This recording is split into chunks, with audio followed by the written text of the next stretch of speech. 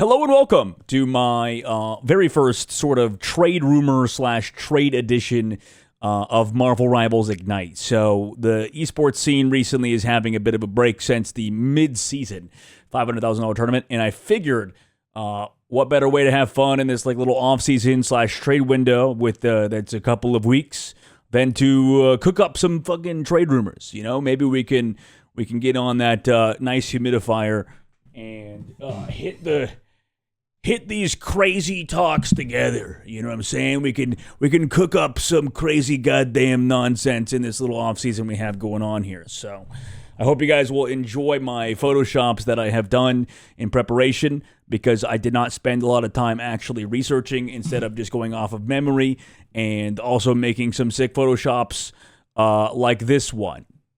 Boom. It's not up. There it is, baby. I present to you 100 Thieves, Oasis. Okay, now I understand this might be, I got to be honest, this might be the one I believe in least out of every trade sort of rumor that I have cooked up over here. I have one for every single team, and I just decided, I'll be honest, I'm not as hard on the 100 Thieves backline and strategist as I think other people are. It's kind of like a hot button topic to kind of shit on the 100 Thieves strategists. Kind of the same thing with Sentinels in that regard when they did not have Oasis and stuff. But personally, I mean, I don't think they were that bad, but Oasis could be that sort of maybe like vocal player that they needed, because I know that the Sentinels drama kind of happened, and you know, obviously the Sentinels team was not a big fan of Oasis and how he acted. But then when I've talked to like people outside of just the Sentinels roster, I've heard good things about Oasis. So it's going to be interesting, I think, what he decides to do from Sentinels, because, I mean, he's obviously a very talented player, was a really good Mantis from what I've seen as well, back when he was really strong on Mantis like a year ago. And I think 100 Thieves could use a player like this. You know, they've I'm not going to say been lacking in the strategist department, but a lot of people do believe that could be a thing. And this is more of like a rumor that I could see happening, but I don't really want to happen, I guess, in my own sort of world. But I think it could be somewhat likely. But yeah, I think there's a solid chance that he joins 100 Thieves. Next one that I thought of real quick is a bit of a side tangent, would be Spark Chief to the FlyQuest roster. Okay, now hear me out. I think that Cart Lover was actually pretty solid on this roster and not that bad, but you know, if you have the opportunity to pick up Spark Chief and you want to actually compete, you probably do it. It's just, he's a good player, and I understand he was in like a sort of bench role under TLC. He was in a good meta though. So, I mean, I wouldn't be surprised if a team like FlyQuest picks him up in this little offseason we have going on over here. I know there was rumors to him to VP, but I've even heard rumors of him to FlyQuest. So, obviously, he's trialing out to a bunch of different rosters, and I think that this team could use a very strong Vanguard player to pair alongside those duelists on FlyQuest. But I think he has a good chance to make a comeback in the upcoming stage. Who knows if it'll be as strong as a team like Team Liquid Citadel, which we'll talk about right now. Team Liquid Citadel, I think a pickup for them would be Crazy Kitty. Now, this is a bit of a goddamn insane one. I'm going to give it a buck. I don't think this is going to happen at all. I would think Rad would be crazy to do this trade. I think TLC as well, kind of the same thing. This is already a good team, all right? So this is a reach. Let's be honest. This is already going to be probably not likely at all. Okay, just to keep it a buck. And I know that's a bit of a goddamn like constant sort of over-exaggeration, but I think TLC could use a melee specialist, okay? I mean, and Crazy Kitty had a really good tournament. I understand that Speedly could play the melee characters, and I would hope he could. So this team really doesn't need one necessarily, but this is probably the only department they could maybe improve in. But obviously, allegedly losing Spark Chief could set them back there, and they're going to rely heavily on, I think, Vest to expand his hero pool maybe a little bit alongside Pauly. I just feel like Crazy Kitty could be good on this team. You know, I would like to see them pick up this young gun melee specialist guy, especially if, you know, whatever Speedily decides to do in the future, maybe his potential job offers change. I don't know, maybe the deadlock rumors are true or some shit, and it would be a good opportunity to pick up somebody like him. I mean, if he is available, I would definitely be reaching out and calling. If I was like a GM of a team, maybe I'd make this call. Obviously, esports doesn't really work like traditional sports where you can just like trade one for one, or trade packages are kind of set up. In esports, it's more like, hey, you want cash? Yeah, I'll take that guy. Or, hey, I'll pay your buyout. Yeah, pick him up. Because it's not like these contracts are millions and millions of dollars. And the players themselves, I'm sure want to play with the best players like at all times. That's at least in a hero shooter game with a lot of team synergy required. It's important to play with good teams. And I imagine Crazy Kitty would love to play with Team Liquid Citadel, even though his team was solid. His Black Cat was nuts. His Daredevil also very good. And I think, and also the Wolverine. So he's kind of like a Daze, sort of European Daze a little bit, it feels like. And I would not be surprised if he were to go somewhere else, but also I wouldn't be surprised if Rad sticks together, because that team is exciting for the future, and I hope they do kind of stick together. Also, you may be wondering, this is a bit of a North American edition. That is because I'm just focused on North America for this little bit, for this thing. I probably would do it with like Navi and some of the other guys, and maybe a future video, but I kind of had some fun little ideas for this one. We're going to be going over every North American team at the current moment, okay? NRG Shock could pick up Brownie from Reject, okay? Now, Brownie had an insane showing back at the midseason. I understand it was just the play-ins, but he looked promising, and I think this roster, with their 2 current Koreans, could use this as an opportunity to finally transition into being a full Korean roster. Now, we haven't seen these full Korean teams really work. However, considering how Rad did, and kind of the same thing as 100 Thieves, I mean, they maybe just need a little bit more time together in practice to really improve and match those top teams, because they're the only team to kind of match Rad in those play-in stages. So I think Brownie was a big part of that. I think that he could be a good pickup for the Shock team, for this NRG Shock roster.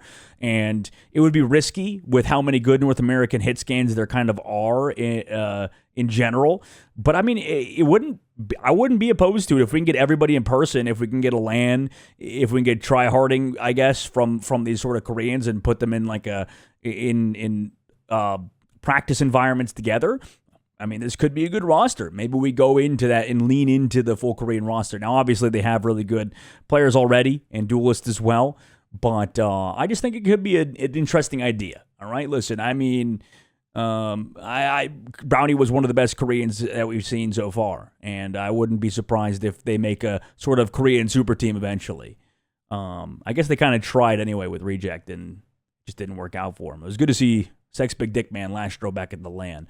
Next one I have coming up is going to be Sentinels Days from Swamp Gaming. And I know this is a great, fantastic Photoshop by me. I mean, look at that. Look at that beautiful bastard. Ignore the fact that he's actually on Crimzo's body, and I did this Photoshop literally minutes before. Actually, this took me like an hour to set up every Photoshop, okay? I'm not trying to do fucking AI slop like space out there, okay? I have to put in hard work, like scraping this guy's neck and putting it on top of Crimzo's face and then adding a Daze over there, okay? This is going to be a very sought-after player in general. Daze, I think that every team would be kind of stupid to not be reaching out to Swamp Gaming to try to get towards, like, and picking him up. And that's kind of every person on Swamp Gaming a little bit. But I think specifically with Daze, I mean, a lot of teams are missing that sort of melee specialist and stuff. And, I think, like, for example, Melophobia was also in that boat, but has transitioned to being more of a hit scan, which he's looked good. But these sort of flex, I wouldn't say, like, hyper carry melee guys, or, like, maybe just, you need a melee guy right now in this current meta. Obviously, that's changing, and we might have double hit scan meta kind of come through. It's looking somewhat possible, or triple Vanguard or triple Strategist comps and stuff, but it does feel like a lot of these guys are crucial in the long term of Marvel Rivals. You can get really lucky with the meta, and that's always going to be something in hero shooters. Just have a player that's been practicing a bunch of melee stuff or really loves the melee characters, and then boom, they have a meta and a patch that feels good for them. But it does seem like you would want at least a Wolverine player based on the past year, at least somebody that can play Bucky, at least somebody that can play the hit scan stuff a little bit, and then maybe can play Black Cat, Daredevil and stuff, some of these harder melee characters, because not everybody could do that.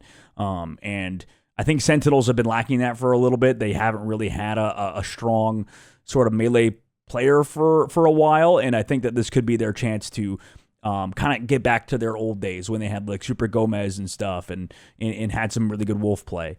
So just would be maybe a bit of a fun one for Sentinels to pick up days. Now, the next one I had was SSG picking up Tonez. Now, I understand Tonez does not have a picture of himself online, so we had to go and take his Liquipedia page. Apparently, that's like an end goal for a lot of the kiddos these days, trying to get a Liquipedia page. So Tonez, he has a Liquipedia page, but he doesn't have a picture up there. So he's got to upload something. Otherwise, I'm just going to use the Tonez, this player has no photo. All right? And Tonez, oddly enough, or not oddly enough, I guess, is a bit of underappreciated by Liquid. Sorry, not Liquid. What the hell am I talking about? By Liquipedia and people in general. This guy's been really good. I think that there's a really big market for these flex tanks, for these guys that can play a lot of rogue and has shown to play a ton of different heroes, especially the dive heroes. That could be very hard. And it's interesting because I know that he's been playing with Iffy for such a long time, and I know those guys are like roommates and stuff. So based on what I talked to when I saw them at the LAN, as that they've wanted to stick together. Ignore the dust in the sky. It's my humidifier coming over. It's really getting hot and spicy for these hot takes, dude. It's like a vape over here. A vape lava lamp is what I would call a humidifier. Very high level thinking here, guys. I think the flexibility is something that everybody's kind of going after at the current moment, but SSG, Jesus Christ, this thing is going wild as my air decides to freak the hell out. I wouldn't mind him on SSG. I think that maybe Nekrise's time is done on this roster. I think Nekrise could be a solid player still. We saw TTK have a good meta, or somewhat of a decent meta, with playing a lot of those hit scan characters that can take advantage of aim assist.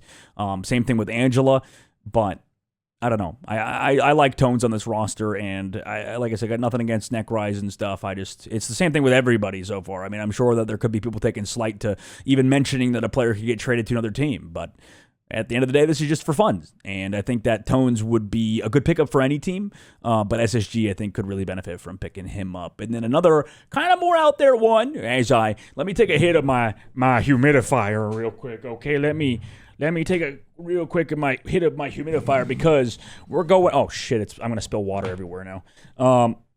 We're going to be talking about TTK. Hold on, let me pop this thing. Oh yeah. World's largest vape is what we call these humidifiers. This video is getting demonetized. Holy shit. Hold on. Let it cook. Oh, yeah. All right, guys. Listen. TTK to TSM. All right? He'll sell the hoodies. He'll sell the shirts. He'll do it all, baby. We're about the content over here at TSM. All right? Let him cook. Let him cook. All right? TTK to TSM. Who says no? Probably 100 Thieves probably say no. They like him on the roster. So do the fans. All right, let's go to the next one, as that one is a bit more of a meme take. This one actually could be serious, guys. Okay, let me keep it a buck. Let's get Cart Lover back to we lost. Okay, I mean, understand he also doesn't have a picture. Cart Lover maybe not as appreciated as he was on we lost. This team did really good when Cart Lover was on we lost, and I think it's about time that he gets a reunion with these guys. It was Atex and him were popping the hell off alongside Jitward.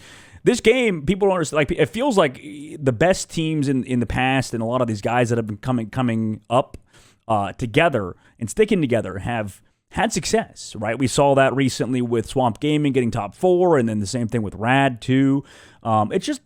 It's good for it's obviously important for team synergy to just keep playing together, and maybe you get a good meta or something, but it does feel like this team had something good and something special going on alongside with Cart Lover, and then once he left, it was still good, but it didn't feel the same. Redemption's a great player, and I'm sure that they want to keep him, but it just feels like they've been missing the Cart Lover. That's really about it. It'd be good for them to kind of come back. That's sort of the benefit that we have in our Marvel Rivals scene, is that we have these like campy vibes almost. It's like every time I'll go out and there's a lot of like just friends kind of just playing together. We've had this, I think the Sentinels, unironically, as much shit as they might get nowadays, kind of set that tone very early on.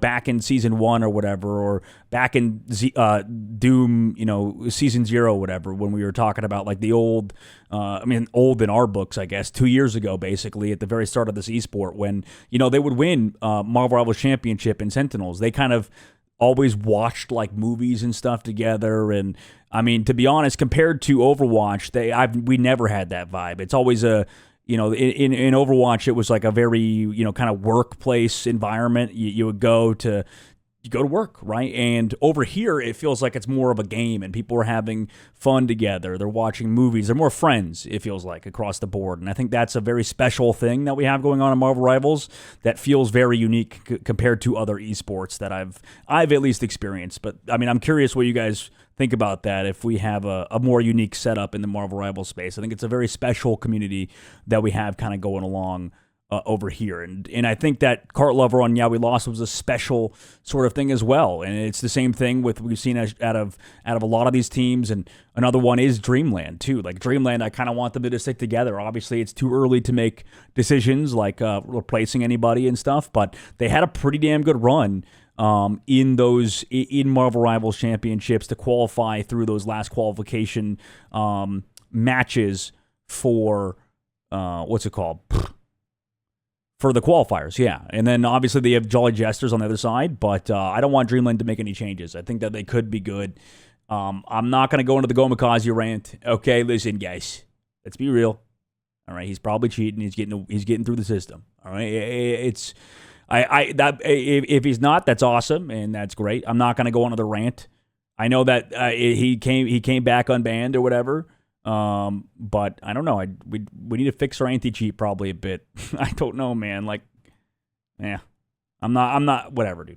Whatever. We're not talking about that today. All right. Jolly Jesters, they need to cut Gomikaze though. All right. That's all I'm saying is that if you use your fucking eyes, you can tell this guy is probably cheating, but maybe not. Maybe he's the GOAT. Maybe Gomikaze is freaky with it, dude. He's a little cracked, but I don't know. I feel like he's not passing my sniffer, dude. All right. He's not passing my sniffer. But what is passing my sniffer, that does not, no, there's no transition there that would work. It's mainly just past my bedtime, okay? Like, I'm going to keep it a buck. It's 1 a.m. in the morning, and Unk's got to sleep. So I'm going to dip after that one, guys. I hope you enjoy this, okay, on the Not Dogman channel. Thank you for watching the video. Make sure to like, subscribe, tickle my fancy by coming over to Twitch or something when I stream next. I'll try to be live this week with some maybe Rivals, maybe something else. I need to get my videos up and running as well on my Instagram and other stuff. If you're not aware, basically outside of this Not Dogman channel, I actually make like a fuck ton of variety content that gets somewhat decent views on other platforms. And I definitely want to improve the Twitch stream experience for you guys, okay, so that it's a little bit more fun if we do go live. But obviously, video making is a bit of my forte at this point on the regular Dogman Dustin channel and all those socials. Make sure to follow me on those. Okay, guys? I'm going to head out of here. Peace. See y'all in the next one. Don't do drugs.